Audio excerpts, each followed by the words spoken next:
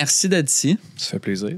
Premier podcast? Ouais, le premier avis. C'est fou, ça pourrait. Je suis vraiment, mais comme vraiment content que tu sois ici. Puis tu vas comprendre pourquoi bientôt. OK. Merci Bonjour Québec de présenter l'épisode et la saison. Vraiment apprécié. J'ai l'impression que c'est mon humble sentiment que t'as 4 gros producteurs de musique électro au Québec présentement qui bump. T'as toi, Keitra, Nada, Apache, puis A-Track. Puis c'est vraiment un honneur que tu sois ici. C'est un honneur que tu me mettes dans ce top-là. Mais tu sais, vous êtes chacun en train de faire vos chemins dans vos créneaux respectifs. Ouais. Puis, juste dans l'an passé, t'as 23 millions de streams sur Spotify. C'est quand même fucked up comme chiffre. T'sais. Ouais, c'est pas pire. C'est pas pire. C'est un bon début.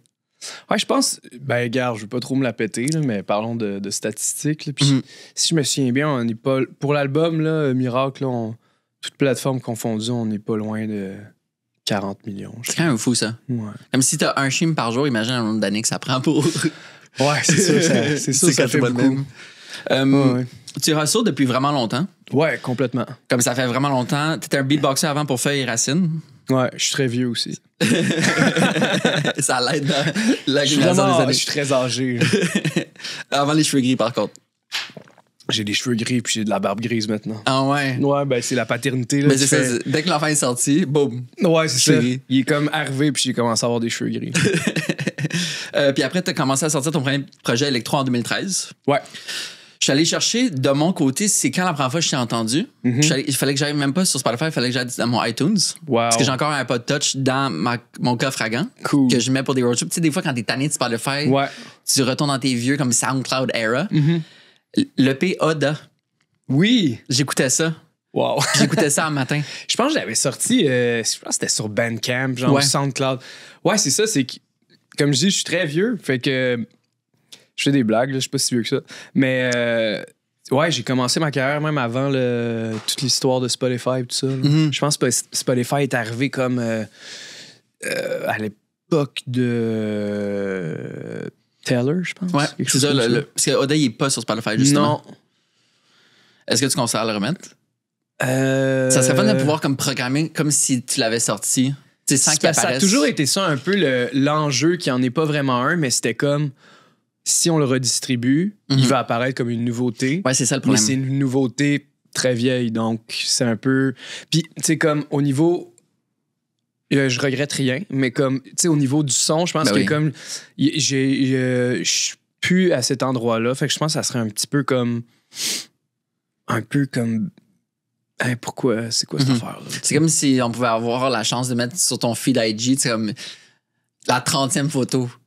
C'est une vieille photo. Exact, c'est ça. Fait que, en tout cas, regarde, il est disponible là, pour les fervents, là, pour les vrais fans, là, ceux qui veulent aller là, jusqu'au fond des choses. Vous pouvez. Puis après, il y a l'EP Tell Her que je suis aussi embarqué dessus, qui est le premier EP que tu as sur Spotify. Ouais. Après, pour le remix de Fulfill par Charles Cardin, j'ai tellement aimé ce remix-là. C'est tellement du bonbon à l'oreille. Puis après, boum, Juvenile. Est-ce que de ton côté, tu dis Juvenile ou Juvenile quand t'en parles? Moi, je dis Juvenile parce que, tu sais, je parle pas très bien anglais. C'est comme, je suis quand même vraiment un francophone. Tu sais, je viens de Québec, tout ça. Je suis vraiment très francophone. Je dis Juvenile, mais ça a toujours été pour moi quand même important.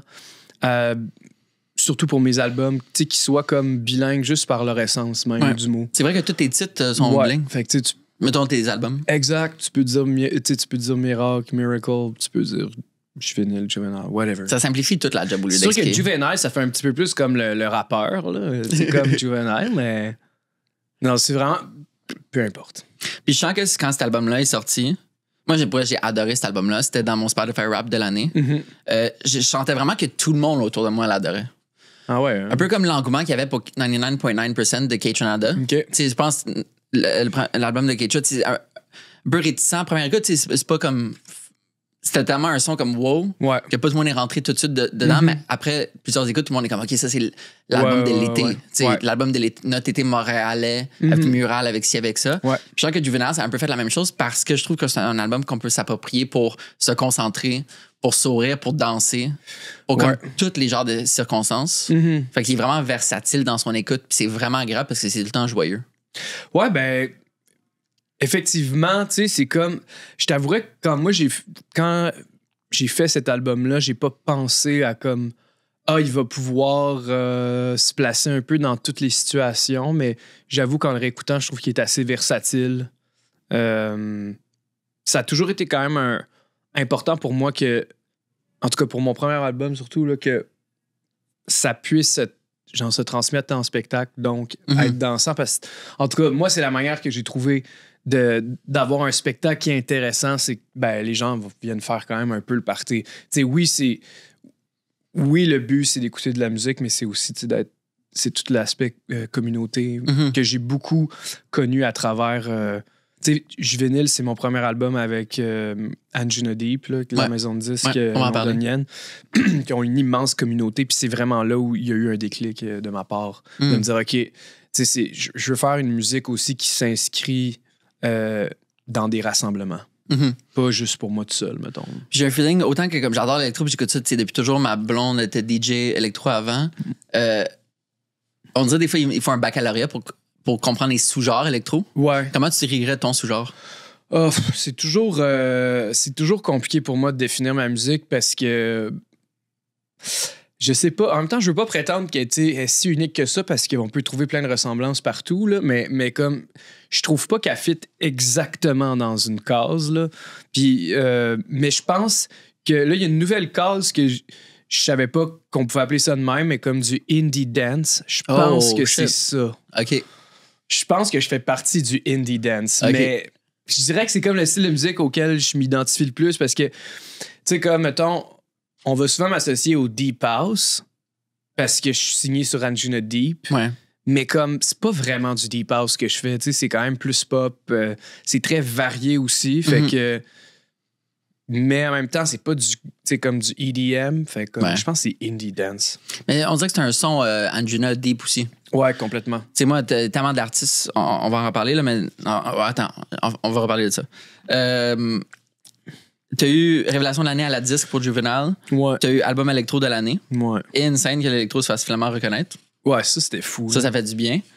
Puis ensuite, ton deuxième album, Miracle, c'était aussi gagné à la disque meilleur album électro. Ouais, je pense qu'il m'aime, là.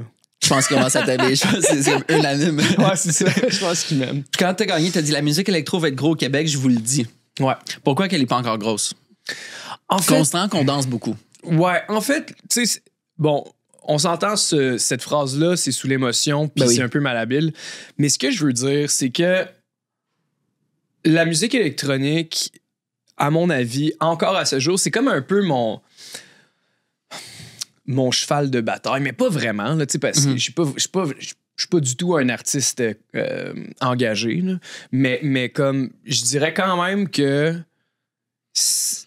c'est de laisser une place, en fait. Mon but, c'est de laisser une place à la musique électronique au niveau plus, je dirais, comme des instances de la musique au Québec. C'est-à-dire, on va parler des médias, on va parler de l'industrie de la musique.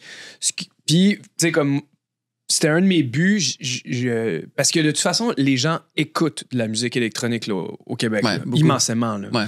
C'est des événements, je le répète tout le temps, mais des événements comme Igloo Fest, Picnic, c'est fou, là, chaque week-end pendant plus de la moitié de l'année. C'est ça. Fait que, tu sais, c'est déjà gros, la musique électronique au Québec. C'est juste la musique électronique québécoise, on va dire, parce que c'est beaucoup des DJ qui viennent d'ailleurs, que les gens viennent écouter, puis ils valorisent... c'est normal là, d'être comme fan des gros DJ puis tout ça. Je pense que c'est vraiment c'est normal, c'est ce qu'on connaît, c'est les chansons qu'on connaît, on aime ça. Mais en même temps, je pense qu'il y a quand même une scène de musique électronique québécoise qui est comme très vivante. Puis j'ai l'impression que les médias ont un travail, puis l'industrie de la musique au Québec a un travail d'en parler un petit peu plus, au moins au niveau de sa popularité. Parce que, je sais pas, tu sais, je veux pas commencer à pointer des styles de musique qu'on entend beaucoup parler, puis que, tu sais, au final, ça attire du monde. Mais est-ce que ça attire autant de gens que la musique électronique le fait? J'en doute. Plus comme une entraide collective. Ouais, ben c'est ça. J'aimerais, mettons, puis je pense que c'est en train de se faire complètement. Là. Ouais. Tu sais, juste le fait que... bon, c'est sûr que j'ai été chanceux, là, mais pour le jour de l'an, c'est moi qui ai fait le countdown, tu sais, comme au Vieux-Port de Montréal. Tu sais, il y avait DJ Champion aussi avant. C'est quand même un représentant, tu sais, légendaire de longue date du Québec, tu sais, qui était là, puis que c'était quand même...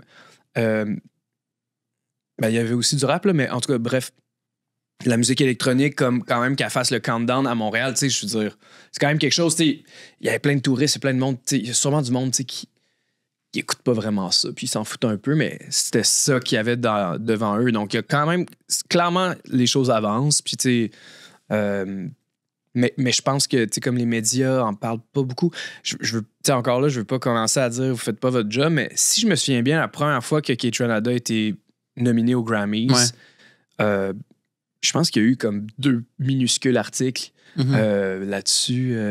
Ça parlait plus des nominations de Beyoncé, puis t'es comme, hey, le gars, il vient de Saint-Hubert. Ouais. Il est nominé pour 2 Grammys. Tu sais, c'est comme, y a-tu vraiment là, beaucoup d'artistes là, qui font ça au Québec? Puis, tu sais, il y en a qui font vraiment pas ça, puis on entend parler d'eux autres à tous les jours. Fait que, tu sais, qu'est-ce qui se passe?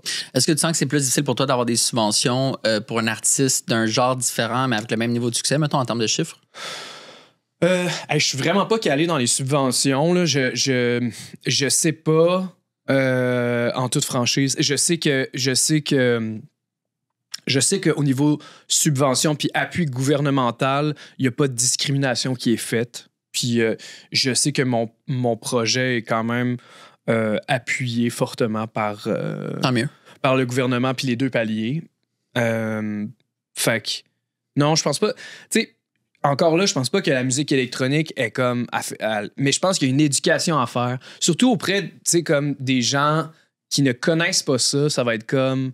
Tu sais, moi, mettons, ça m'arrive vraiment souvent. Mettons, je suis dans un truc de famille ou avec des amis, whatever, puis là, ils me disent, toi, tu fais quoi dans la vie? Puis là, je dis, je suis DJ. Parce que de toute façon, avant... Maintenant, je dis que je suis DJ parce qu'avant, c'était comme compliqué de dire, je suis artiste en musique électronique. Tu sais, c'est juste comme... C'est trop compliqué, tu sais. Que je suis DJ. Puis là, ils disent, ah, nice, tu fais des mariages, tu fais des... Tu sais, là, j'étais comme... Des arénas. Ouais, c'est ça, tu sais, comme DJ de mariage, puis de je sais pas quoi, de fête d'amis. Puis j'étais comme... tu sais, quand tu finis secondaire, j'ai comme oublié. Bal. Ouais, c'est ça, les balles, les affaires dans la même. Puis j'étais comme... Non, tu sais, c'est comme... Je fais de la musique, puis comme je fais des festivals, tout ça. Ah, OK. Puis qu'est-ce que tu fais? Puis comment tu gagnes ta vie? Puis là, je suis comme, c'est avec ça que je gagne ma vie. T'sais. Mais tu sais, mettons, quelqu'un qui va dire, je suis chanteur, je sais pas, je suis chanteur et guitariste. Le monde va faire, ah, OK. Tu sais, c'est comme... Ouais. Moi, c'est fou parce que je me souviens, j'ai pris mes parents par la main qui comprenaient pas. C'était dans mes années que j'allais au pique-nique tous les week-ends. J'étais Instagrammeur officiel du pique-nique puis de l'Ilou Fest.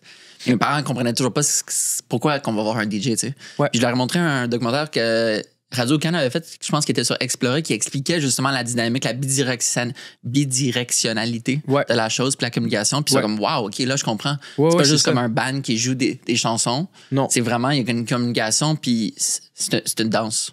Ouais, ben c'est ça, c'est que c'est là où j'essaie de j'articule, je pense, mal mon message, puis j'ai pas beaucoup la plateforme de le faire. Là, mais comme ce que je veux dire, c'est que je pense que, tu sais, comme la musique électronique vient aussi avec une communauté, vient avec, tu sais, des gens comme, par exemple, Picnic ou Anjuna Deep, des gens qui se voient, qui se côtoient tout le temps. Là, hey, on va à Picnic, tu sais, puis là, ils vont voir des artistes, puis tu sais, il y a vraiment cet aspect-là communautaire qui est super important. Au final, c'est comme un genre de filet social pour des gens. Là. Ouais, des gens qui ont moins de famille proche ou tout ça, ben, ça devient un peu leur famille.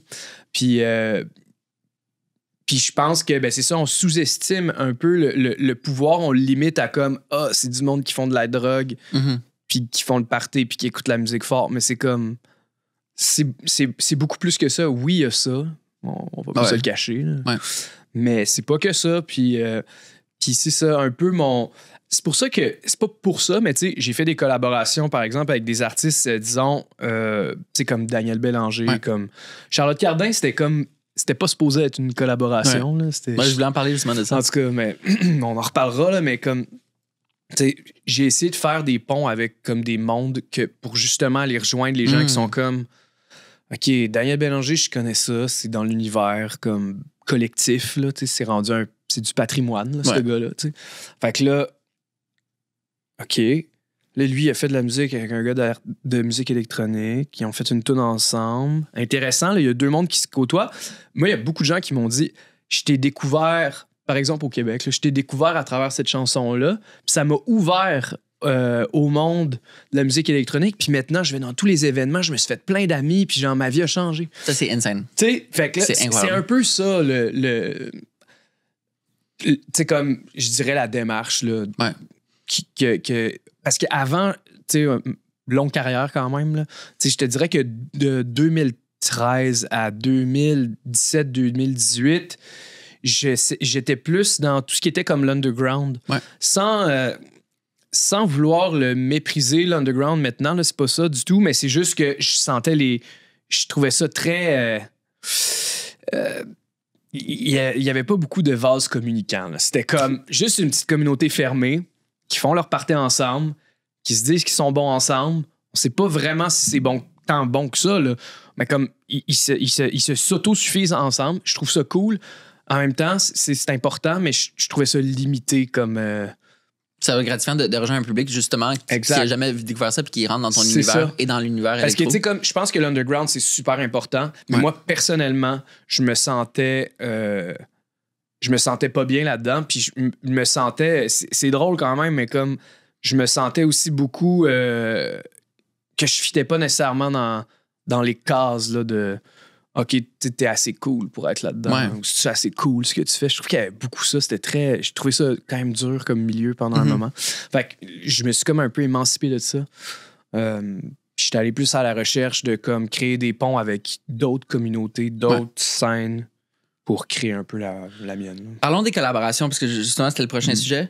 Daniel Bélanger, Charles Cardin, Claude Pelgal, Jesse McCormack, Sophia Bell, Half Moon Run, Jean-Michel Blais. C'est fou comment dans la vie t'entends quelque chose au bon moment, la bonne formulation. Puis quand j'avais vu ton mini-docu sur Juvenile, sur Anjuna Deep, la chaîne YouTube, que t'avais dit que t'avais envoyé le courriel à Daniel Bélanger, en pensant qu'il est tellement une bonne personne. Il est tellement chiller. Ouais, c'est vraiment juste un drôle, chiller. Énorme chiller. Puis il t'avait répondu « Je n'y vois que du bien ». Ouais.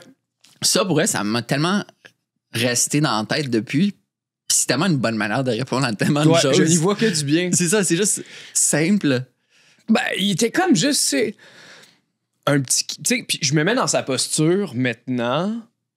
Je pense que, genre, j'espère que je vais répondre dans la même chose aux jeunes qui vont plus tard m'approcher s'ils veulent faire de la musique avec moi.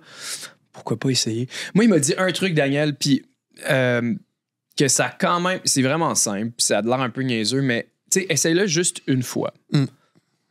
Fait que, tu sais, c'était un peu les conseils qu'il me donnait, parce que tu sais, j'étais un peu, dans le temps qu'on faisait la tune ensemble, j'étais un peu, tu sais, j'avais pas encore signé avec Anjuna Deep, j'étais comme un peu comme, je sais pas ce que je fais, par où je me prends, pis ça, puis tu sais, il m'a quand même épaulé pendant ce moment-là un peu avec son expérience, tu sais, parce que lui, il fait pas mal tout cavalier seul, là, fait que c'est quand même... c'est impressionnant. Ouais, c'est ça.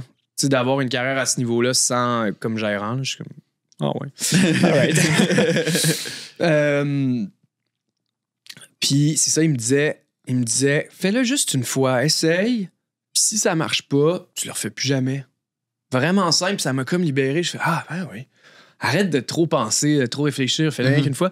J'imagine qu'il a appliqué ce conseil-là à lui-même. Quand moi, je l'ai contacté, puis il m'a dit, je n'y pense que du bien, tu sais, essayons, puis regarde, ça donne rien, on oublie ça, puis c'est tout. Un peu comme mon père, il me dit tout le temps, la pire réponse que tu peux avoir, c'est non.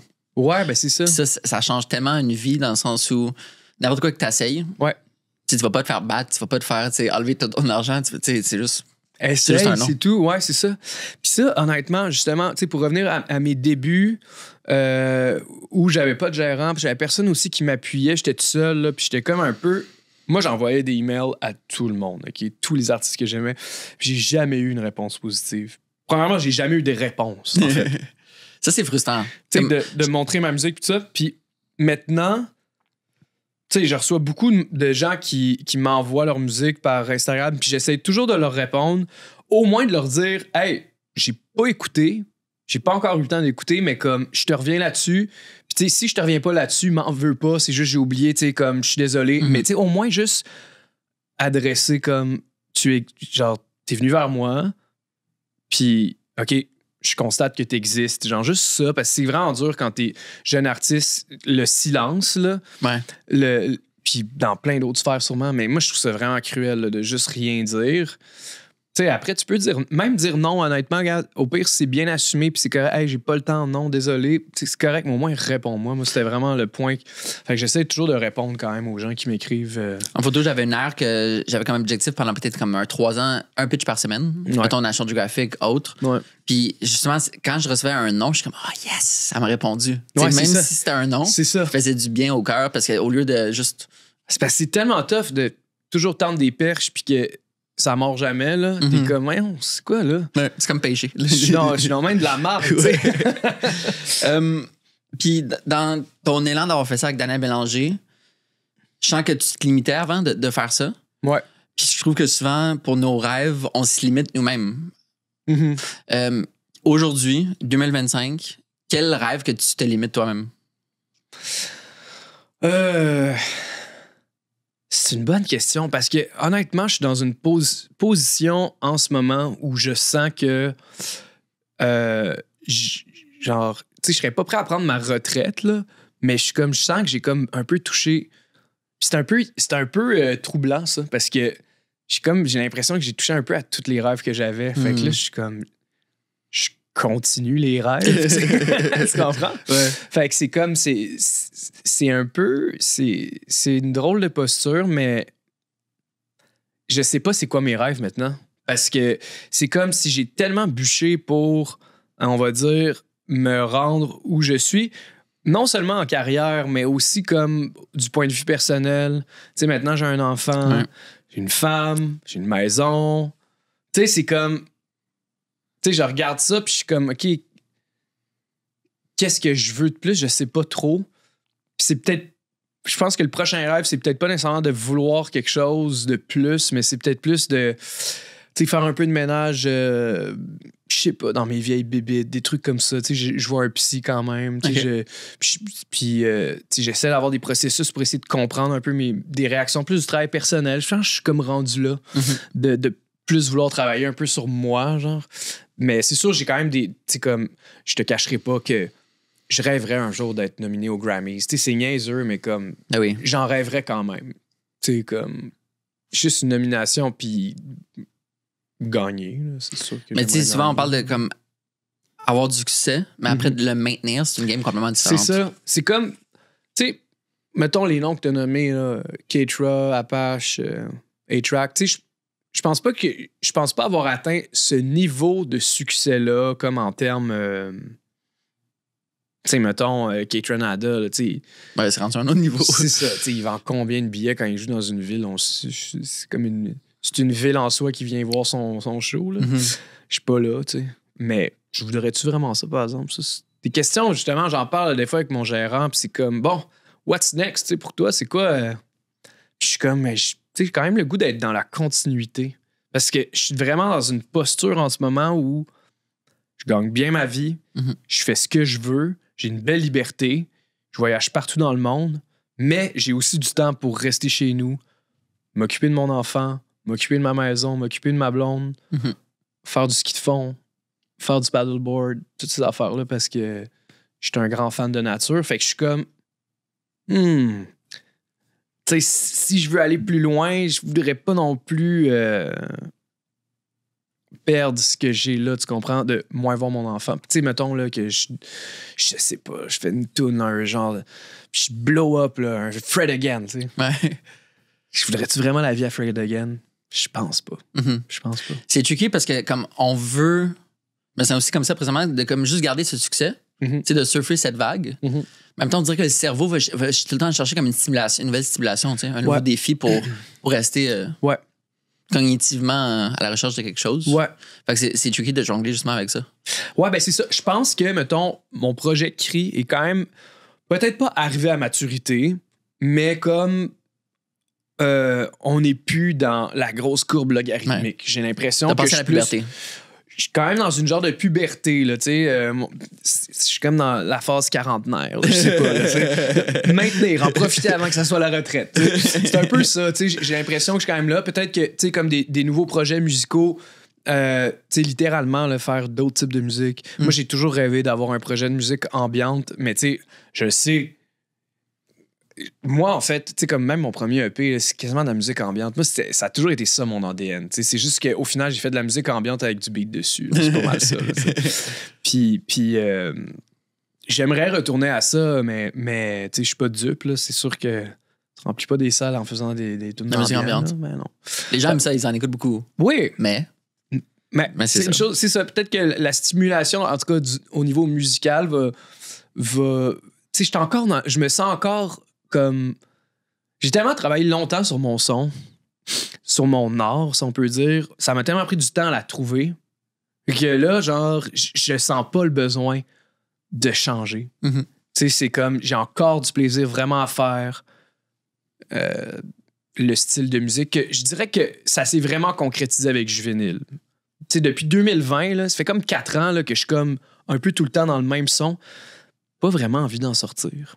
Et justement, je voulais te poser comment justement évoluer. Tu sais, moi, ton Flume, je le respecte énormément. J'ai adoré son premier album qui s'appelait Flume, en mauve. C'est comme, j'ai adoré profondément cet album, comme il me faisait vibrer. Mm-hmm. Mais après, tellement évolué. Puis même si j'écoute plus sa musique, énorme respect pour ce qu'il fait. Comme je vais le supporter, même si maintenant j'écoute plus sa musique puis j'achète plus de spectacle, c'est supporter à distance psychologiquement. Fait que comment tu vois l'évolution de ton art? Puis j'ai entendu que tu disais que t'aimais les triptyques. Puis mettons, c'est une grosse question, là, mais comment vas-tu évoluer ton art malgré ce que tu viens de dire? Puis aussi, c'est quoi des exemples de triptyques que t'aimes? Ou des exemples de triptyques... toutes les trilogies. Toutes les trilogies là, qui existent. Là. Mm-hmm. Seigneur des Anneaux... Star Wars, c'est ma plus grande trilogie. Là. Okay. Si je l'avais, là, c'est tellement fou, là, ça. Là. VHS ou DVD? VHS, la petite boîte noire dorée. Ouais, aussi, je l'avais aussi. C'est peut-être ça, là, pas ma psychose, mais comme ma fixation sur le triptyque. C'est sûr que, tu sais, j'ai l'impression de m'être vraiment trouvé avec Juvénile, d'avoir vraiment comme trouvé mon son, puis... avoir vraiment quelque chose d'authentique. Avec Miracle, c'était comme la continuité. Puis là, je travaille sur la conclusion de tout ça. Puis pour moi, c'est quand même... je me mets aussi dans la peau de ceux qui me connaissent déjà, puis de mes fans, on va dire. C'est quand même cool d'avoir... les 3 albums, là, mettons, là, sur ton mur, puis ils sont beaux ensemble. Puis ça fit, puis... Tu les écoutes un à la suite de l'autre, puis ça fait du sens. Il y a une histoire. Ouais. Il y a quelque chose à ressortir de ça. Après, où je vais aller, j'ai aucune idée. J'ai vraiment aucune idée. Et vrai, tant mieux. J'ai vraiment aucune idée. Peut-être que je vais commencer une nouvelle trilogie, tu sais. Je sais pas trop. Tu sais, c'est ça. C'est tellement... c'est tellement flou, en fait. Là. En tout cas, ma démarche est très floue. C'est comme, je suis vraiment plus dans le ressenti, dans... OK, ça, j'aime vraiment ça. Ça, j'aime pas ça, mais pourquoi? Comment ça? C'est après que je trouve le sens. Tu sais, mettons, Juvénile, tout ce concept là, de naïveté, de nostalgie, c'est tout quelque chose qui est venu une fois que j'avais le tracklist des chansons que j'aimais, puis je savais pas pourquoi, puis je me suis vraiment assis, puis j'ai cherché un sens à ça. T'sais. C'était pas... J'ai pas créé à travers un cadre. C'est comme, j'ai fait de la création, puis une fois que la création était finie, j'ai créé le cadre autour. C'est un peu ça. Je comprends. Puis j'imagine avec la longévité de ta carrière, maintenant, tu comprends que le fun, c'est justement de pas savoir, puis d'explorer. C'est pas juste sortir l'album la journée de l'album. Non, c'est ça. C'est vraiment le fun. En même temps... Tu sais, je cacherai pas, là, à tous les jours, c'est comme... Il y a quand même un... Moi, je suis une personne anxieuse aussi, là. Fait que c'est sûr qu'il y a un lot d'anxiété, mais en même temps, je pense que... C'est vraiment bizarre à dire, mais je pense que, tu sais, si j'avais pas un petit peu d'inconfort puis pas un petit peu d'anxiété, je pense que ça m'emmerderait drôlement. Ouais. J'ai comme besoin d'être un peu inconfortable, de dire, OK, tu sais, comme, je sais pas qu'est-ce qui va se passer. Puis, tu sais, à chaque fois que je sors une tune, tu sais, c'est un peu... Je mets mon cœur là, ça à table, tu sais, fait que c'est comme... c'est un peu naïf. Je me rends très vulnérable. Tu dirais que ton anxiété a diminué de combien de pourcents maintenant que t'es pas assis, là? Ouais, que t'es assis sur ton succès comme autant monétaire de reconnaissance? C'est même chose? affaire. Okay. J'étais au même stade que... Puis c'est pour ça que, tu sais, des fois, ça me fatigue un peu. Puis, tu sais, j'aimerais ça gratter un peu plus. Tu sais, je pense que c'est à travers des thérapies. Puis c'est en comprenant un petit peu plus, tu sais, comme le passé... Retourner un peu dans le passé de ta vie puis te dire, OK... Décortiquer. Ouais, décortiquer tes relations familiales. Il y avait des patterns là-dedans. Il y avait des trucs un peu bizarres ou pas bizarres, mais en tout cas que toi, t'as mal vécu. Puis tu essaies de recomprendre ça. J'aimerais ça être moins anxieux, c'est sûr. C'est sûr que ça serait cool, mais je me sens quand même un tout petit peu moins anxieux. Mais le pourcentage est très... ou la musique? Je pense que c'est les deux. Puis aussi... une chose qui m'aide beaucoup, c'est mon enfant. Là. Comme mon fils, c'est comme... C'est niaiseux à dire, mais je me dis, garde, au pire, là, tu sais, Chris, ça devient de la marde. Okay? Genre, les gens, ils écoutent plus ça. J'ai mon fils, tu sais. Ouais. C'est beau, ça. Whatever, là, comme, au pire. Parce que j'ai dédié toute ma vingtaine au complet, je l'ai dédié à la musique. Littéralement, là, comme chaque minute. Toute ma trentaine, là, je suis rendu 34, tu sais, c'est comme... Ça fait comme 14 ans que je fais juste ça. C'est ça ma vie. Puis là, maintenant, il y a mon fils. Fait que c'est comme... Même si ce 14 ans-là, là, ça serait comme dans la poubelle, fini, là, ben, j'ai quand même mon petit gars. Fait que... That's it, c'est une belle réponse, ça. Anjuna Deep, énorme label, parti par Above and Beyond. Ouais. Un groupe que j'écoutais énormément quand j'allais beaucoup au stéréo. Label britannique. C'est fou. Je suis allé voir le roster justement hier. Puis Lane 8, Yoto, Ben Boomer, Elan, Bluestone. Ouais. C'est fou que comme tous les gars que j'écoute constamment, c'est tous le même label. Ça veut dire que c'est incestueux, tout ça. Ouais. Écoute, c'est tellement incroyable ce qu'ils ont réussi à créer comme premièrement, comme communauté. Tu sais, je reviens beaucoup là-dessus, là, mais tu sais, j'ai fait beaucoup de spectacles Anjuna Deep parce que c'est ça. Ce qui est vraiment particulier avec Anjuna Deep, à mon avis, en tant que maison de disques, c'est qu'il ne se limite pas à juste mettre la musique en marché puis faire bye-bye, tu sais. C'est une famille. Ils font des événements, puis c'est là où comme tout se consacre. Tu sais, je connais pas tant de labels qui font des événements. Tu sais, au final, c'est des promoteurs aussi. Là. Ils font des puis c'est des événements d'envergure festival. Tu sais, 10, 12, 15 000. C'est énorme. Tu sais, des fois, tu as du 3 000, là, mais comme... C'est vraiment impressionnant. Ils créent ils ont leur propre communauté.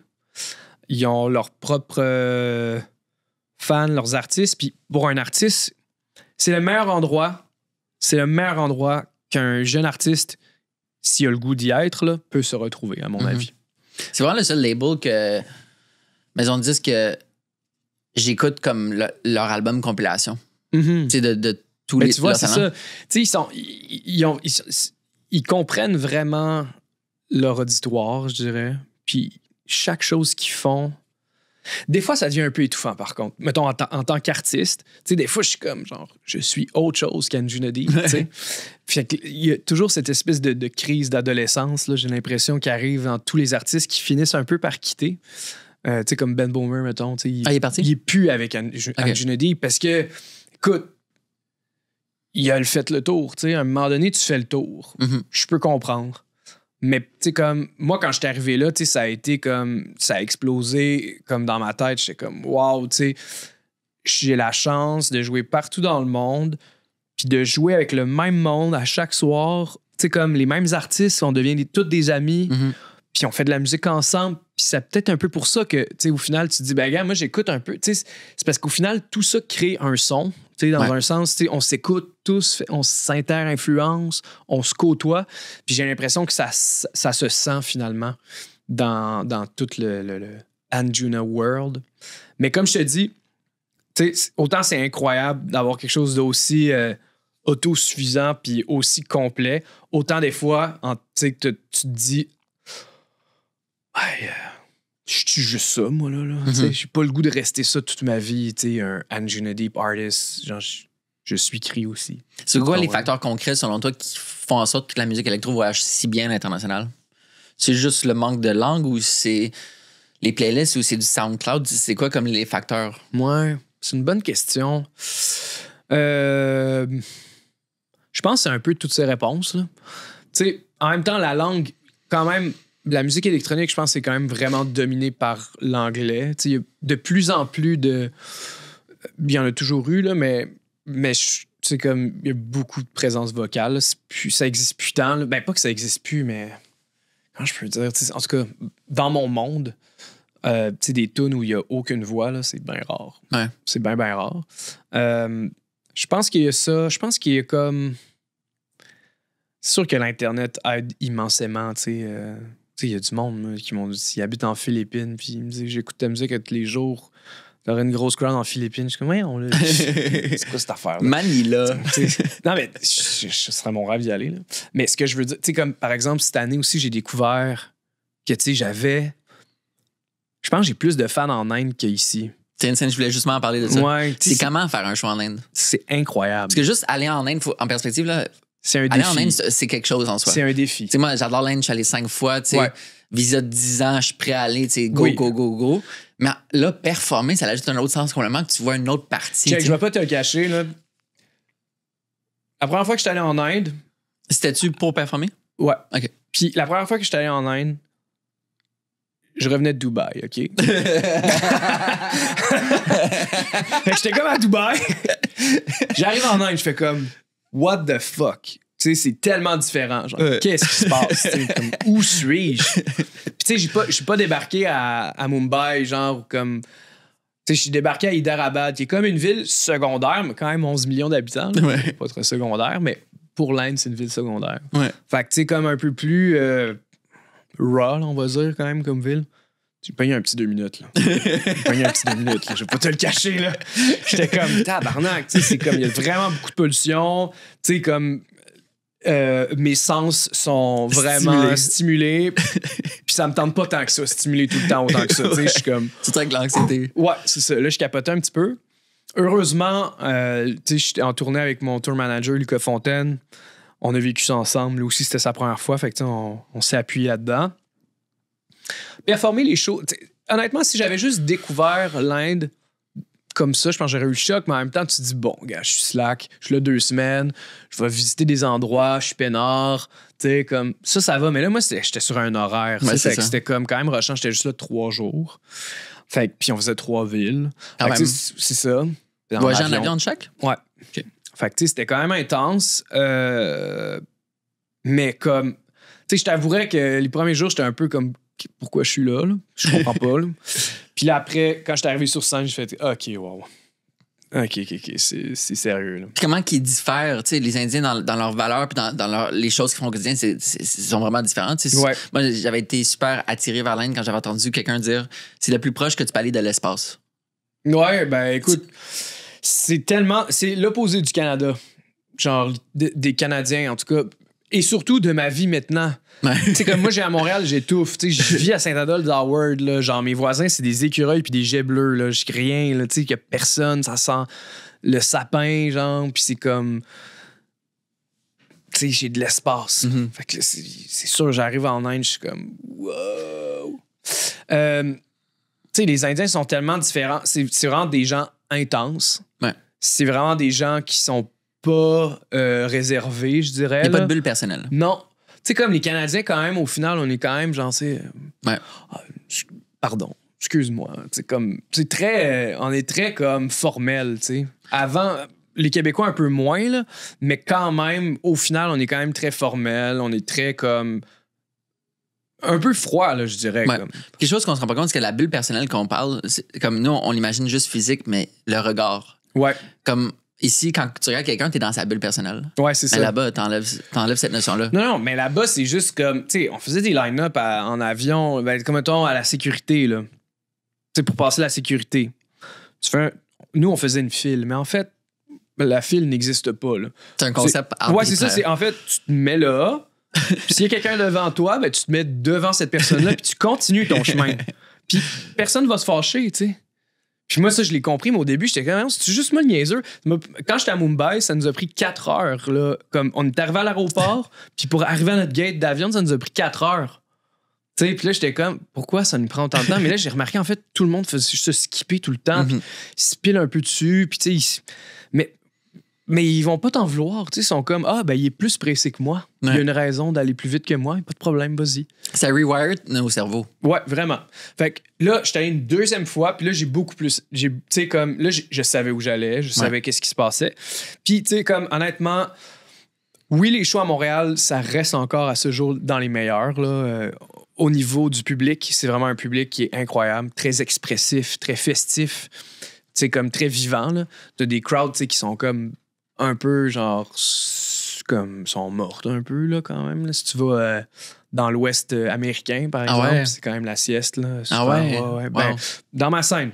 Ouais. Je connais pas les autres scènes, mais moi, dans ma scène, c'est quand même, genre, il y a pas beaucoup de bras dans les airs, là. OK. C'est vrai que ça se calcule bien, des bras dans les airs. Les bras dans les airs, c'est bon. Puis les Indiens, ils ont leurs bras dans les airs. Tout le long du set, 1h30, 2 heures, ils sont de même. Non-stop. Pas de téléphone aussi. C'est ça l'affaire. Ouais. Sens-tu un switch depuis la pandémie? Pas de téléphone? Téléphone à moins de téléphone? Ouais, il y a vraiment plus de téléphone qu'avant. Ah ouais, tu trouves? Ah ouais, full. Moi, je trouvais que comme quand les couvre-feux et toutes les restrictions ont été enlevées, là, il y avait tellement plus de téléphone. Ouais. Mais là, j'imagine que c'est peut-être revenu. Ah, il y a tellement de téléphones. Ouais. Écoute, en même temps, j'adore les téléphones parce que ça me fait plein de contenu gratuit. C'est ça. Fait que je les aime, tu sais. Ouais. Mais c'est juste comme, hey, profitez-en. Ouais. Allez-y. Les Indiens en profitent, c'est surprenant parce que. Ils en profitent en maudit, là. Tant mieux. Genre vraiment, là. Puis comme, tu sais, on m'a donné des explications que. Genre. J'étais comme, ouais.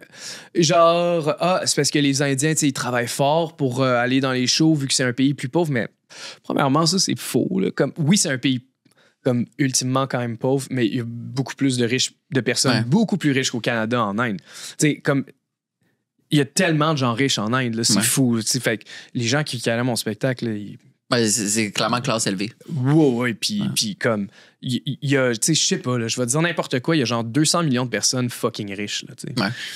Ils sont genre 1,2 milliard, là, fait que, tu sais, c'est comme, oublie ça, là. Mais là où je veux en venir, c'est que, en tout cas, on m'a dit, c'est parce qu'ils travaillent fort puis ils veulent à leur show. J'étais comme, je pense pas, je pense que c'est juste du monde qui sont comme, qui vivent vraiment plus dans le moment présent, puis qui sont plus émotifs, puis sont très...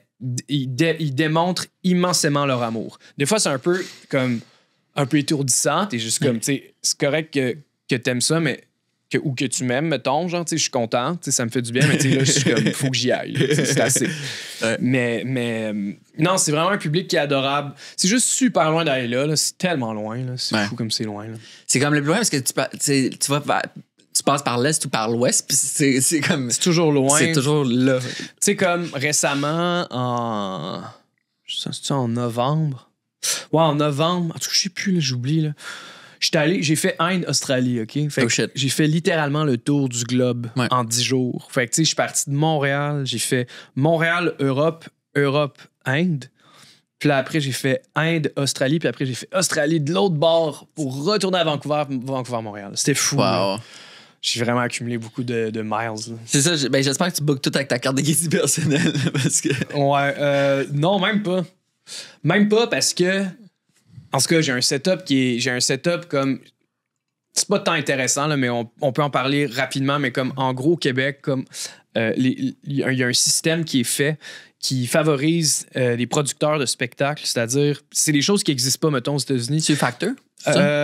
Non, en fait, c'est juste que d'être en fait un producteur de spectacle, c'est-à-dire que tu finances des tournées pour des artistes, puis le gouvernement va te subventionner pour que tu fasses ce financement-là.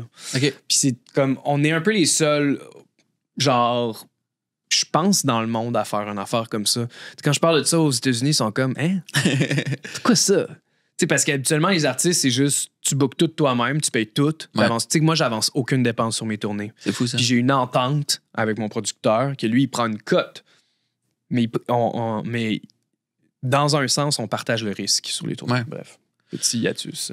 T'as fait Hong Kong, Malaisie, Bahreïn. Bahreïn, c'est un pays que les gens ne savent même pas qu'il existe. Inde. T'as-tu fait Chine ou Japon?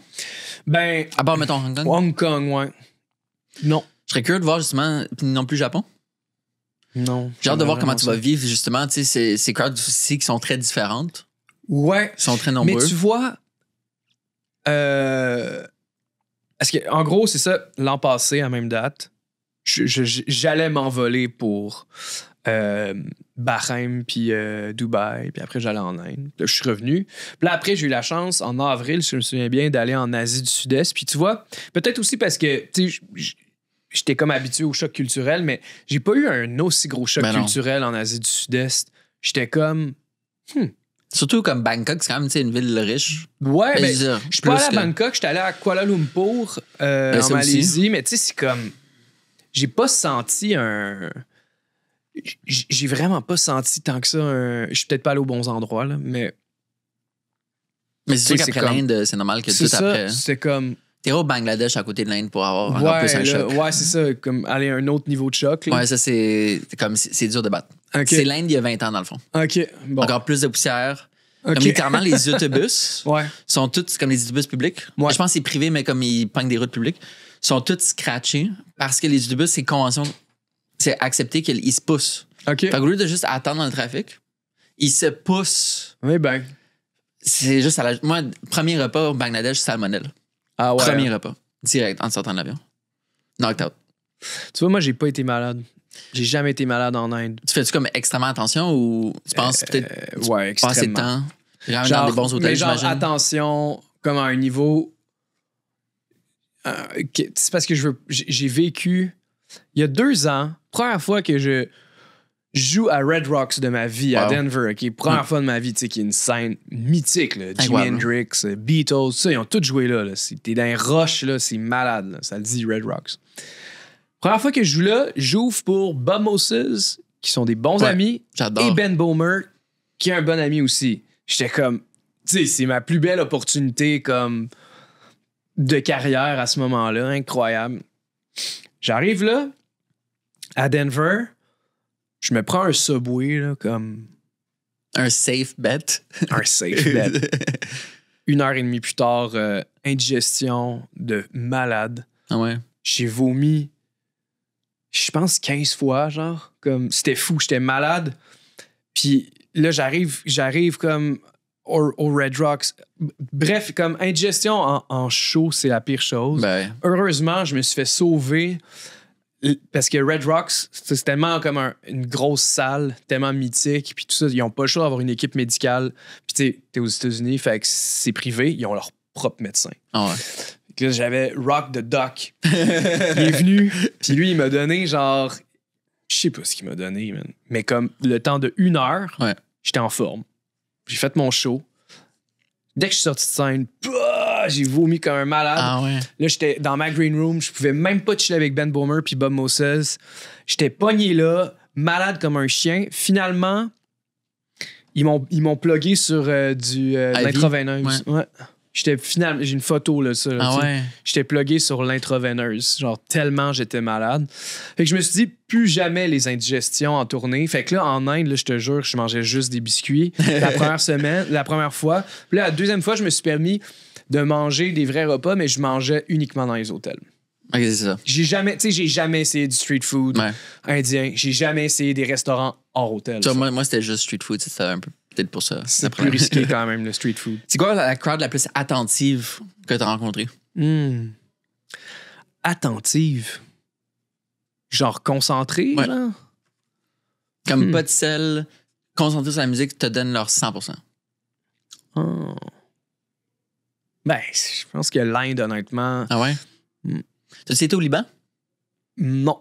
Ça, bref... je trouve sur ta liste. Ils sont réputés pour leur scène de party. Surtout, puis je pense que les guerres civiles back-to-back, puis le fait que c'est tellement le bordel puis la fête du pays que les gens des différentes religions, c'est là comme leur safe space. C'est là qu'ils se réunissent. Les gens sont tellement dedans. 100% du monde danse.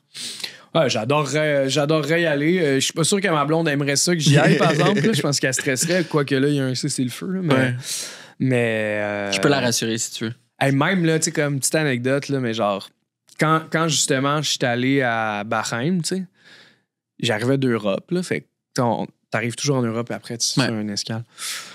Tu sais, je regarde l'itinéraire, puis il me semble que je vole au-dessus d'Israël. Ouais.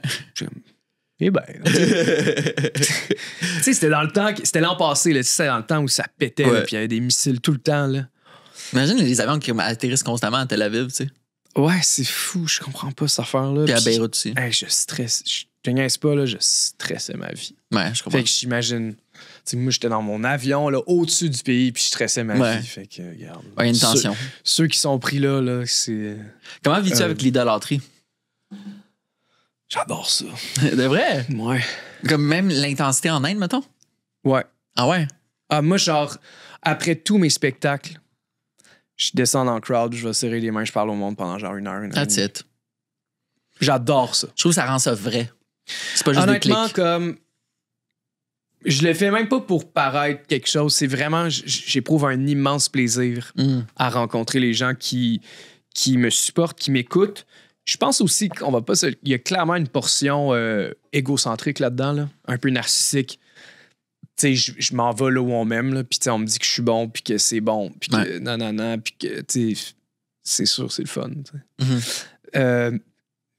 Mais je comprends pas les artistes qui s'en privent, en toute franchise. Ouais. Moi, ça me donne une énergie, me faire raconter toutes les histoires de chacun, les témoignages de chacun. Tu sais, comme mon show MTLUS, là, je suis resté à la table de merch. Ça m'a pris 2 heures. Il y a eu un line-up de 2 heures. Oh. Chaque fan, j'ai passé un moment, ils m'ont tous raconté leurs histoires, comment ils avaient découvert ma musique. Il y en a d'autres qui sont juste comme « Hey, salut, j'aime ta musique, ils sont super gênés, je peux te prendre une photo? » Je suis comme « Mais oui, tu sais, moi, genre des photos, là, j'en ai pris, genre, je sais pas, genre 2000, genre. » Donc 1500 en Inde. Ouais, grave. Mais comme, non, mais honnêtement, moi, c'est vraiment quelque chose que j'entretiens. Tu sais, aussi sur Instagram, je réponds à tous les fans. Tous les gens qui me taguent sur une story, comme je vais pas nécessairement répondre, mais je fais un signe d'acknowledgement. Ouais, c'est ça, je like. Tu sais. Ouais. Minimalement, je vais liker puis je vais mettre un petit sourire. Mais veux pas tout ça, ça a contribué au succès que tu as maintenant. Tu sais. Je sais pas. C'est vraiment de la job, par contre. Ben ouais. Tu sais, genre, je mets beaucoup de temps là-dedans quand même, tu sais, répondre aux messages. Tu sais, après les shows, je pourrais vraiment comme juste, tu sais, crisser mon camp à l'hôtel puis aller me coucher, mais non. Je reste là pendant 1h30 puis je bois une petite bière avec le monde. Tu sais, comme c'est sûr que je suis plus fatigué puis j'ai plus de cheveux blancs à cause de ça. Mais honnêtement, comme je sais pas, je pourrais pas m'en passer. Ça donne quand même un sens. C'est bizarre de faire de la musique, on va se le dire. Ouais. Tu sais, je suis seul dans mon studio. Des ondes. À comme, genre, tu sais, excuse-moi le terme, là, mais tu sais, je me branle un petit peu genre, comme intellectuellement, là, genre, je suis juste comme, oh wow, c'était tellement bon. Puis tu sais, comme, je suis seul, là, tu sais, je suis complètement seul là-dedans. Dans les bois. Puis là, après, là, il faudrait que j'aille sur scène, que je fasse la même affaire comme, regardez-moi comme je suis bon. Puis là, après, que je retourne chez nous tout seul encore, genre, non, là. Wow! J'ai besoin d'aller voir le monde un peu. J'ai besoin de, tu sais, comme, rencontrer le monde, voir un peu c'est quoi vos histoires, tu sais, sentir une utilité aussi, parce que tu sais, comme quand t'es médecin, quand t'es avocat, tu sauves, ben, avocat, tu sauves pas nécessairement des vies, quoique encore drôle, mais tu sais, comme, t'as comme une utilité qui est palpable. Musique, c'est pas palpable, mais c'est hyper utile. Tu sais, comme moi, c'est à chaque semaine, il y a du monde qui m'écrivent.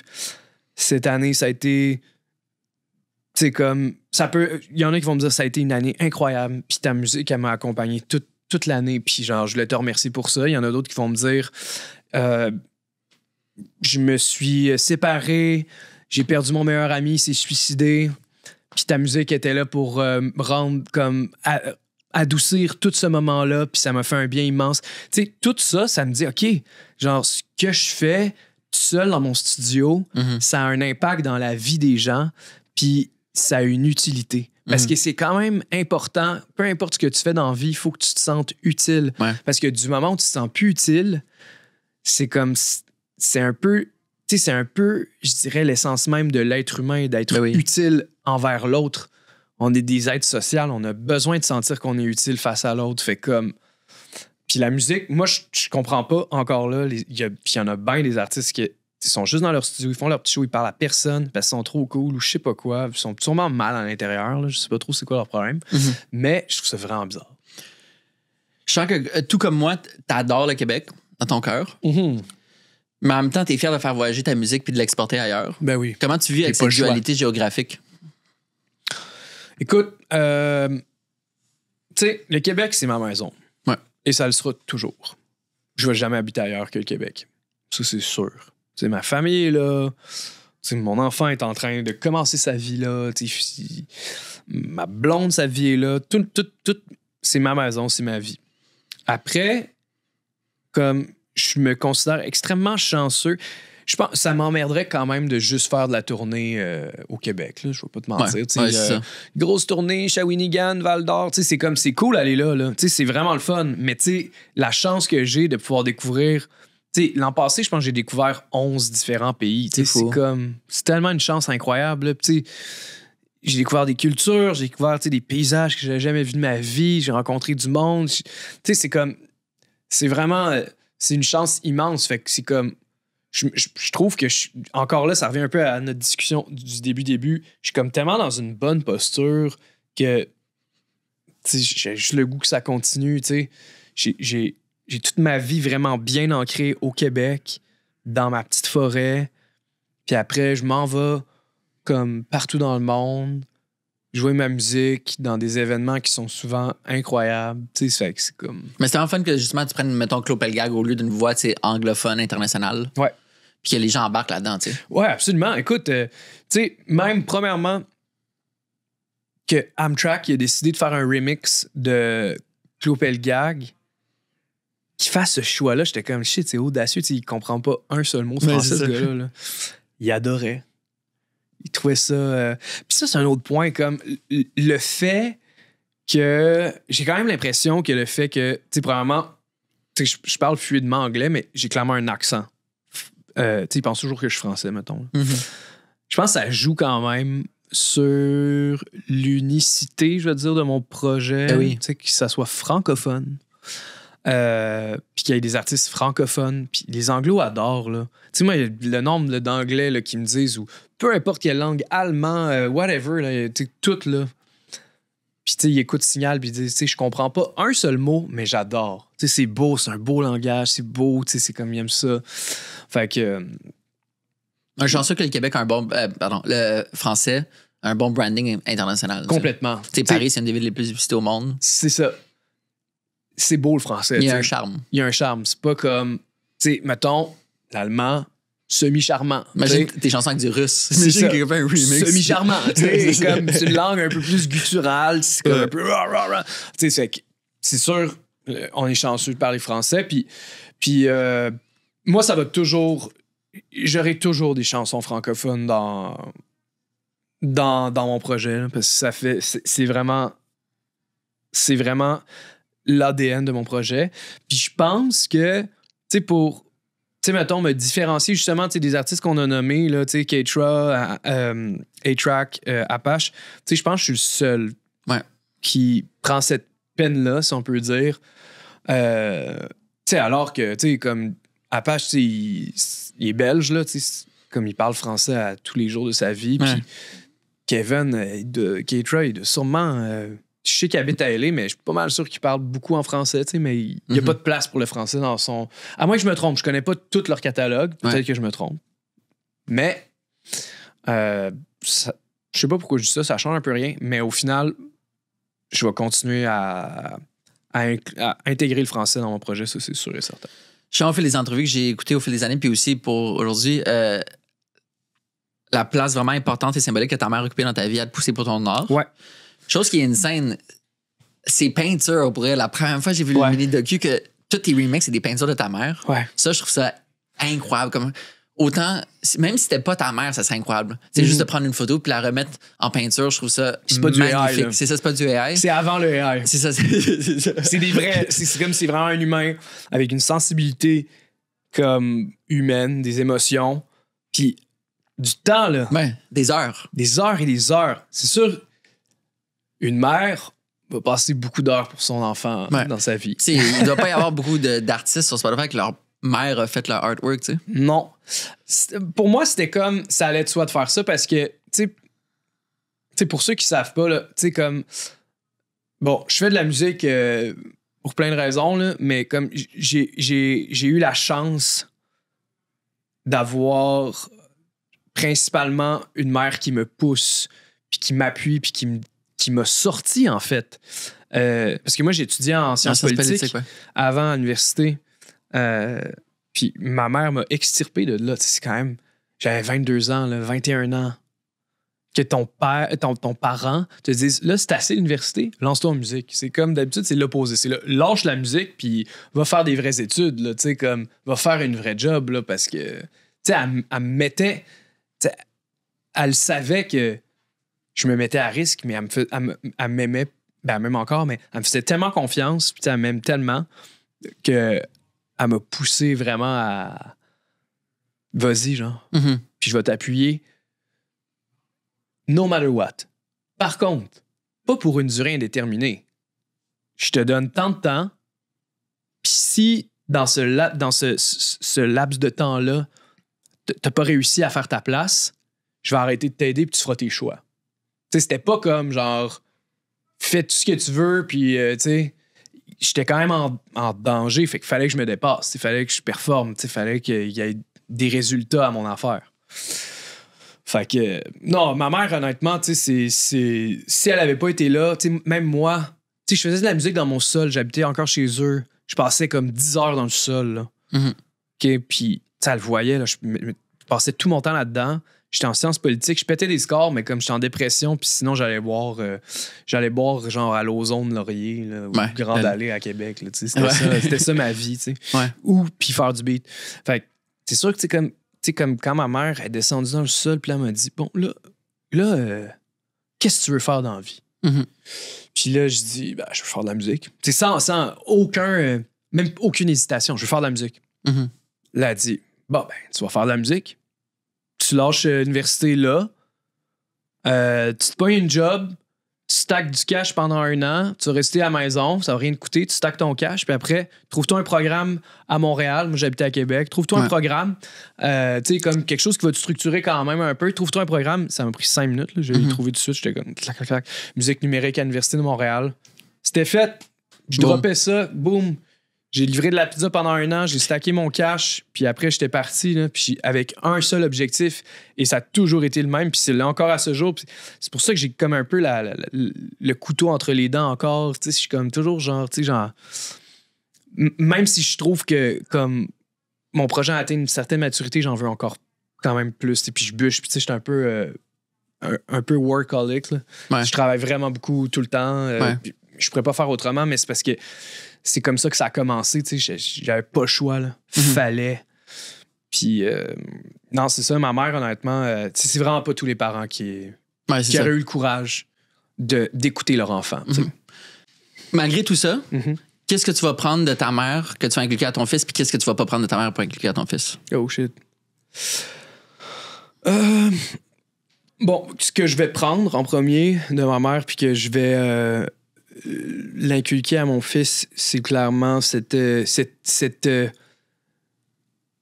proximité puis cette écoute-là, tu sais, d'écouter son enfant, le comprendre pour vrai, là, sortir de genre, là, tu vas être médecin, tu vas faire ça. Tu sais, comme juste écouter sa sensibilité, pas lui dire quoi faire.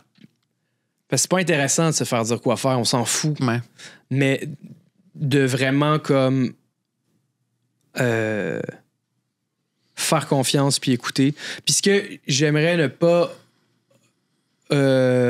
inculquer ou en tout cas faire vivre à mon fils, ça serait comme... Tu sais, ma mère, elle nous a élevés tout seul quand même, là, dans un sens. T'sais, mes parents sont séparés quand j'avais 2 ans et demi. Fait que ça vient avec un poids, une responsabilité puis beaucoup d'inquiétude. Puis tu sais, j'aimerais... être plus... J'aimerais comme inculquer parce que moi, je l'ai pas vraiment ça, là, mais comme, tu sais, d'être un peu plus relax dans la vie, tu sais. Prendre les choses, être sérieux, mais comme pas trop sérieux. En douceur. Ouais, en douceur, un peu moins genre... Tu sais, moi, j'étais un peu le même, tu sais, j'étais un peu comme toujours en train de me battre. Tu sais, des fois, c'est comme, calme-toi, tu sais, c'est d'être un peu plus confiant au final envers la vie, tu sais. Fait que... Tu sais, je dirais que c'est vraiment ces 2 choses-là. C'est fou parce que je sais pas si Sophie, ta copine, te l'a dit. À moi, j'étais mind blown quand elle m'a dit que vous étiez ensemble. Parce que tu sais, moi, j'ai côtoyé beaucoup plus ta copine que toi. Puis là, à force de faire la tournée avec Jean-Michel Blais, Ouais. puis là, elle a juste glissé dans une conversation que t'étais son chum. Puis je suis comme, quoi? Ouais. Ça se peut pas? Genre, j'avais jamais considéré cette option-là. Puis tant mieux. Puis là, vous avez un enfant ensemble. Comment vous jonglez vos horaires constants? Vous êtes les deux dans le monde du spectacle. Ouais. Écoute, c'est encore très récent. Ouais. Tu sais, il y a 18 mois, là, fait que... On jongle au jour le jour. Elle, tu sais, c'est une mère incroyable, là, fait que... Puis une mère extrêmement présente. Puis très dévouée, fait que, tu sais, c'est sûr que dans ma dernière année où j'ai fait 80 shows à l'extérieur du pays, on a ramé un moyen coup. Si ça n'aurait pas été possible, là. Je veux dire, si j'avais pas une partner qui est comme... Va travailler, là, va faire tes affaires, moi je reste à la maison avec le petit. Puis pendant tout ce temps-là, pendant les siestes, tout ça, elle a rené sa business pareil. Ben, c'est ça. Ça qui c'est quand même Elle assez pas la incroyable. dans le fond. C'est ça qui est fou, tu sais. Ouais. Elle a toujours continué à runner sa business. Je pense que ce qui permet ça, c'est aussi le fait que on a comme notre QG, là, on va dire. Puis c'est la maison à Saint-Adolphe. Ouais. Tu sais, on travaille les deux de la maison. Moi, je suis dans le sol, elle est au deuxième. Puis, tu sais, sur les heures de midi, on se rejoint. Puis, tu sais, c'est comme notre maison, c'est notre bureau. Mais ça permet, le fait qu'on soit dans la proximité comme ça, tu sais, ça permet aussi, je pense, plus de flexibilité pour... parce que si les deux, mettons qu'elle aurait une job standard, là, 9 à 5, du lundi au vendredi, ça marcherait pas notre affaire. Mais là, maintenant, on a une garderie, fait que ça aide. Ouais, ça l'aide. Mais puis on a mes beaux-parents, ses parents, habitent à 15 minutes de voiture. Ils sont extrêmement présents. Fait que je pense que c'est comme... On jongle encore à ce jour. C'est sûr que, tu sais, je vais pas te cacher, tu sais, quand je reçois des offres de tournée... je suis toujours un peu déchiré. Je suis toujours comme... Fuck, tu sais. Je veux faire du cash, je veux faire mon métier, mais en même temps, là, je laisse ma blonde toute seule avec le petit pendant je sais pas combien de temps. T'sais. Ouais. Puis c'est dur pour moi aussi. Là, fait que... C'est quoi... comme on sent aussi beaucoup dans ton contenu, évidemment, que tu as déménagé dans les Laurentides. Ouais. Tu as du chasse-moustique comme prop. Ouais. J'attends toujours, d'ailleurs, ma commandite. Ouais. Hein? Musical, je sais pas ce que vous faites, là, mais ouais. Let's go. Let's go. Comment ça t'a affecté le plus dans ta création? Je pense que ça m'a vraiment... Tu sais, comme... Ça m'a vraiment aidé à focusser. Peut-être des fois, j'aurais le goût de faire autre chose aussi. Là. Loin du bruit. Je suis vraiment loin du bruit, man. Genre, je suis dans le milieu de la forêt, là, tu sais. Des fois, c'est un peu emmerdant, mais maintenant, c'est comme... Je pense que c'est comme si... Là, cette année, j'ai senti que les Laurentides ont rentré dans mon âme puis dans mon corps. Comme avant, j'étais comme encore un gars de Montréal, mais là, maintenant, je suis vraiment rendu comme... Ça fait 4 ans que j'habite là. Okay. Ça fait vraiment comme... je suis vraiment rendu un Laurentien.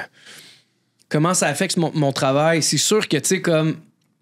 J'aurais peut-être de la misère à mettre des mots, mais tu sais, je vais te donner des exemples, mettons, de une journée typique de cri, là, mettons, à la maison. Tu sais, c'est comme... En gros, je me lève, je m'en vais porter mon gars à la garderie qui est au village, à 5 minutes de char. Je reviens chez nous, je fais de la musique jusqu'à comme peut-être 1h, 2h de l'après-midi. Je m'en vais faire du ski de fond ou un sport ou quelque chose, une promenade, un truc en forêt. Puis après, je vais rechercher mon gars à la garderie où ma blonde y va. T'sais. Fait que c'est un peu ça. Bref, j'ai un contact avec la nature à tous les jours, puis à plusieurs moments dans la journée. Tu sais, juste mon studio aussi, je dis que je suis dans un sous-sol, mais je suis dans un rez-de-jardin au final, fait que j'ai des grosses fenêtres. Nice. Tu sais, comme, je compose, puis tu sais, je vois juste comme...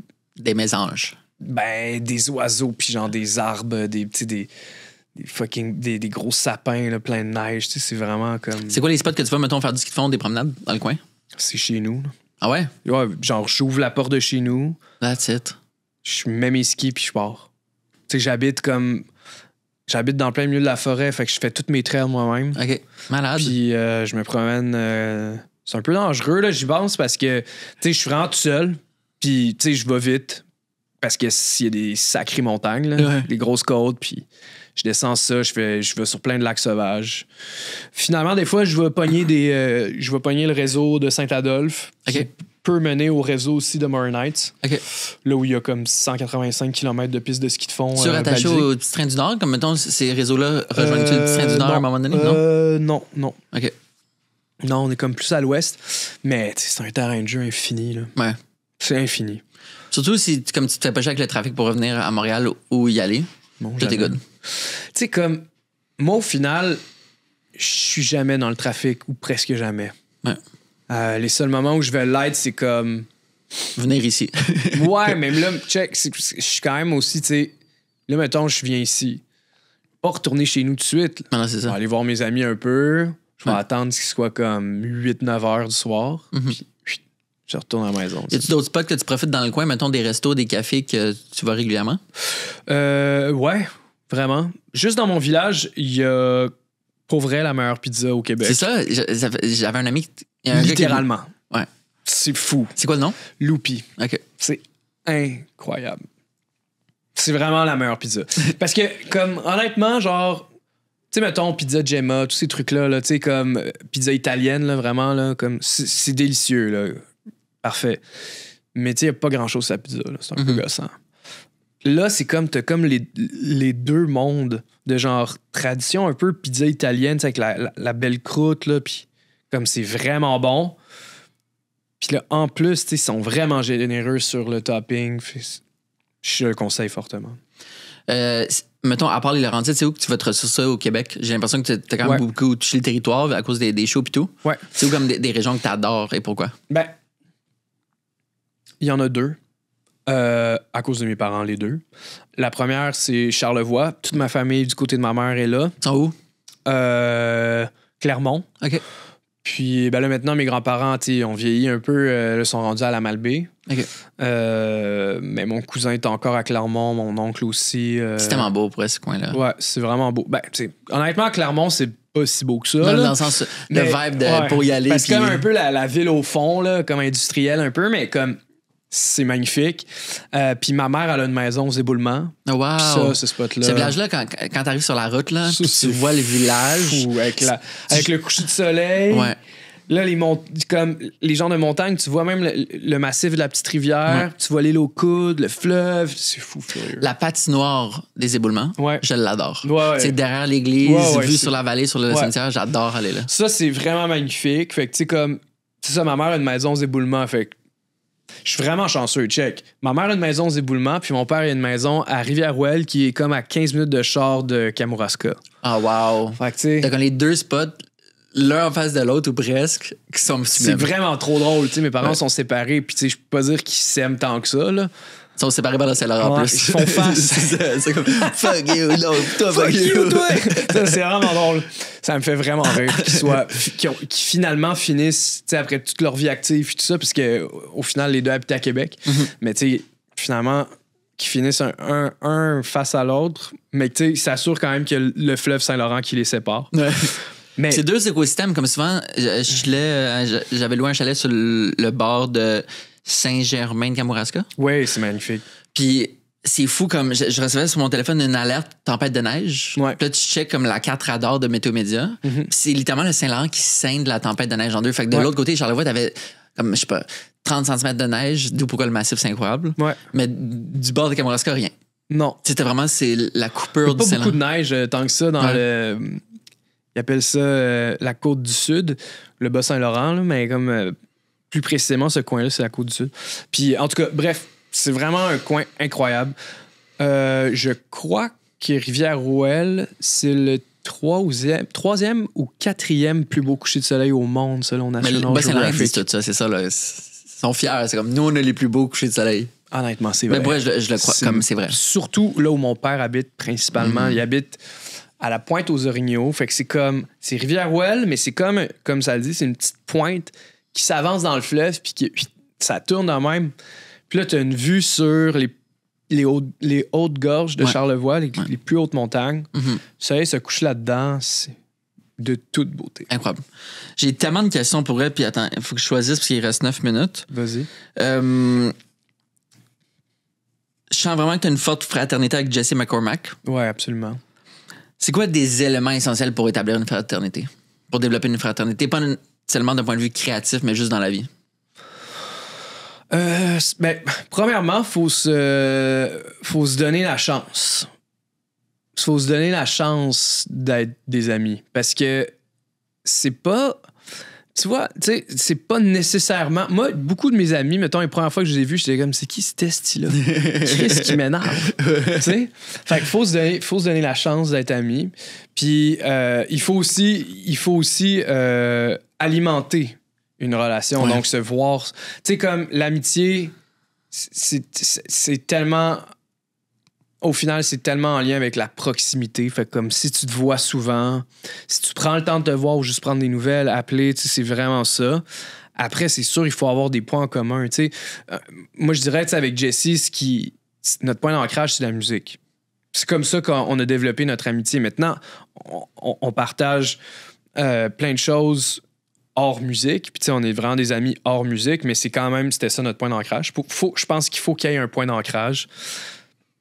Ça peut pas être comme quelqu'un que t'as aucun point en commun avec. Sinon, oublie ça, là, être ami avec une personne de même. Fait que...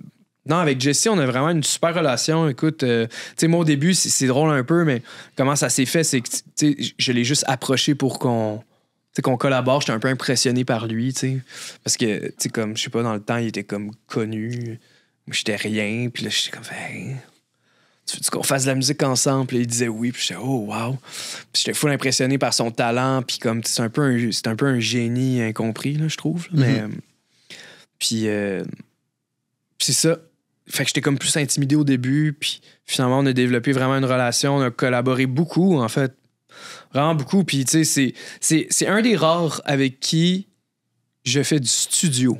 OK. Parce que, tu sais, tous les collaborateurs qu'on a donnés, là, mis à part Jesse, si je me trompe pas, ben, Half Moon Run a quand même fait une petite session dans leur studio, mais qui n'a rien donné. C'est beaucoup à distance. Ouais, c'est ça. T'as vraiment une forte et magnifique identité visuelle.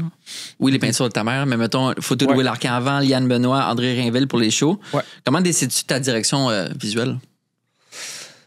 Comment je décide de ça? J'ai des goûts très arrêtés. Puis je m'en tiens à ça. Ouais, c'est ça. C'est comme si il y a vraiment des choses que j'aime beaucoup. Par exemple, la couleur. Par exemple, le flou, mettons. Ça paraît. Ça paraît. Fait que, tu sais, je suis comme un peu regardé. OK. Puis c'est une chance. Tu sais, comme, mettons avec Will, parce que je considère quand même que mon identité visuelle, tu sais, surtout les pochettes d'albums, tout ça, c'est vraiment avec lui qu'on a réussi. Puis, tu sais, même les photoshoots, tu sais, avec Liane, c'est comme si on avait un peu repris ce que j'avais commencé avec Will, mais écoute, là, il est tellement rendu famous que. Trop de cover GQ. C'est ça, il est rendu, tu sais, il habite à Paris maintenant, fait que. On l'a perdu.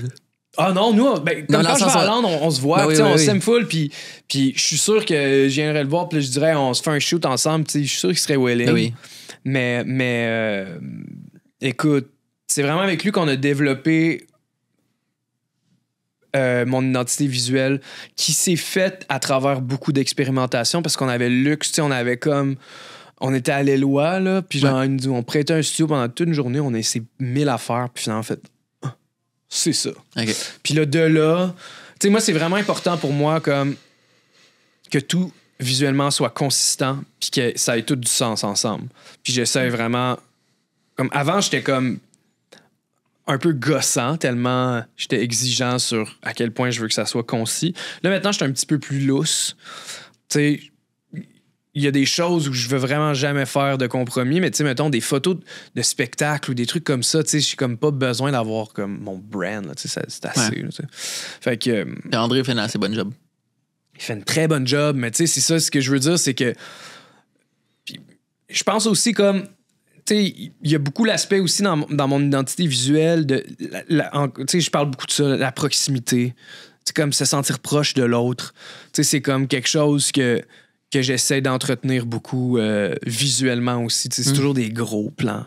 T'sais, c'est comme on voit de proche, t'es proche. C'est comme, c'est pas comme loin.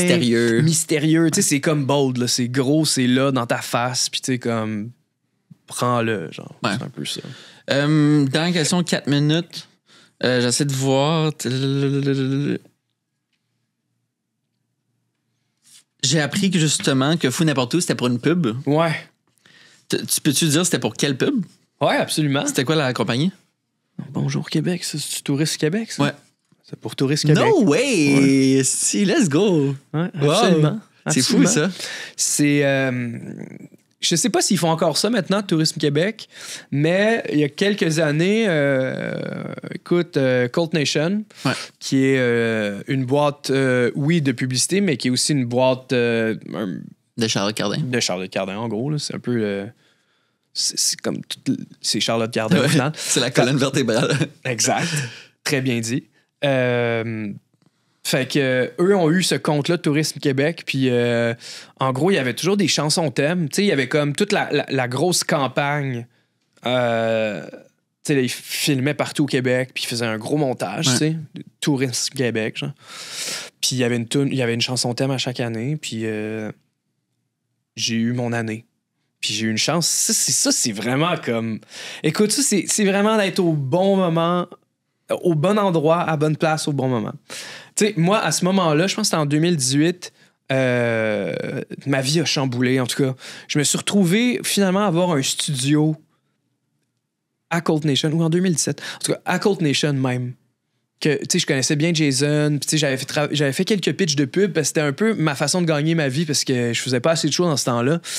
Puis, fait que là, j'ai fini là, il me dit, gars, je vais te donner un studio, puis tu fais de la pub pour nous autres, puis on te paye pour. J'étais comme, ça me semble un très bon deal, tu sais. Puis ça, c'est, pour vrai, c'est là que j'ai rencontré Sophie aussi. Ouais. C'est vraiment là que ma vie, elle a comme... Commencé. Ouais, ça a vraiment comme... Ça a switché. C'était incroyable. Tu sais, c'était comme... J'étais dans mon studio, je faisais mon petit beat, puis c'était pendant ce temps-là que je faisais Juvénile, mettons. Ah ouais? Entre autres, ouais.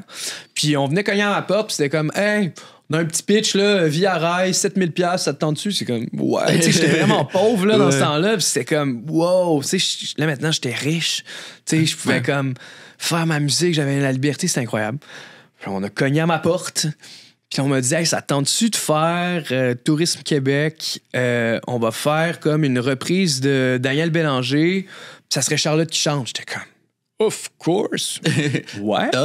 Ouais, c'est ça. Comme... En plus, moi, je suis un fan ultime de Daniel et un fan ultime de Charlotte. Fait que j'étais juste comme...